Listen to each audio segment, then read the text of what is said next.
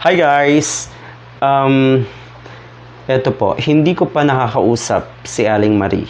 Pero itatry nating tanungin kung ano na ang nagawa niya tungkol nga dito sa banta sa kanya. Okay, meron na bang report na ginawa? So eto yon, mga kakamping, isang siraulong loyalista nagbabanta kay Aling Marie na kakamping natin from Cavite. So, ito, ang pangalan netong nagbabanta ay si Whiskey Nerch. Alright. Aling Marie, next ka na kay Percy. Ipapatumba. Okay, sabay tawa. Taga Cavite ka lang naman, Aling Marie. Ipapatumba ka na, mga dalawang live na ka na lang. Ata. Kung titignan niyo po, di ba kahit sino naman kakabahan. Kahit sino, mag-aalala sa sarili, para sa sarili at para sa family. Okay, hindi biro yung ganitong mga komento. Ito po ay maliwanag na pagbabanta. Talagang banta ito. So, tinignan natin yung account netong si Whiskey Nerch. Ay hindi naman natin makita. Siguro ay nag-deactivate na. Okay. So, ayun.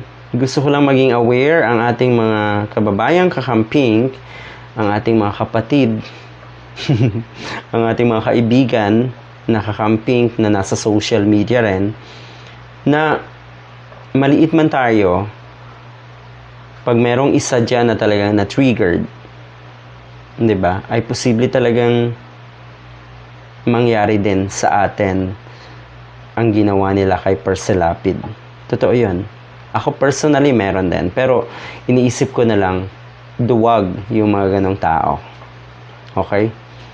Siguro yung totoong nagpapatay kay Percy Lapid, hindi naman yan dinaan sa isang banta. Sa live halimbawa. Alam natin may mga nagbabanta sa live niya. Pero yun po ay yung mga kababayan nating Pulangaw na pasikat, na duwag, diba? Nagalit na galit sa mundo. At ganito nila ilabas yung kanilang galit. Pero ang totoo niyan, ulitin ko yung mga ganitong nagbabanta, mga duwag yan. Okay? Meron na po tayong na-expose na isang komento na talaga pong may pagbabanta siya kay Percy Lapid bago pa man paslangin nga sa isang live. Nakita natin or may nag-send actually sa atin na isang kaibigan doon sa komentong yon at yun po ay shinare natin.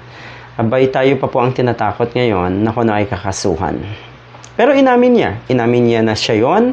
Inamin niya rin po na biro lang niya yon. So sabi ko, sana wag niyong gawing biro yung mga ganyang pagbabanta. Hindi po yan biro, sabi ko sa kanya. Hindi pwedeng maging alibay yung biro. Okay. So, sana mag-ingat tayong lahat. Actually, napakaraming nagsasend sa atin ng mga kaibigan ng personal message na sana daw ay huwag nating ipaalam kung saan tayo sa ating mga content, sa ating mga vlog, para safe.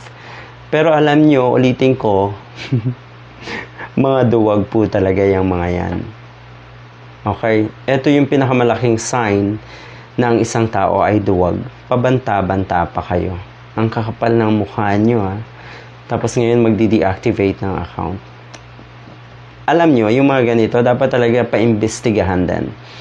Dahil, kailan i-imbestigahan pag talagang ginawa na? Dahil hindi naman natin ma-identify kung etong mga to ay talagang, diba, biro lang, gusto lang maging sakalam sa kanilang mga komento, at yung sinasabi ko nga na mga duwag, malay nga natin, diba, talagang gagawin. So, dapat pa-imbestigahan. So, gusto kong i-try na mag-message kay Aling Marie kung ano na yung update para i-update ko rin po kayo. By the way, patuloy niyo pong suportahan si Aling Marie sa kanyang YouTube channel at sa kanyang Facebook page. Alright, Aling Marie. Alright, maraming salamat sa ating mga kakamping.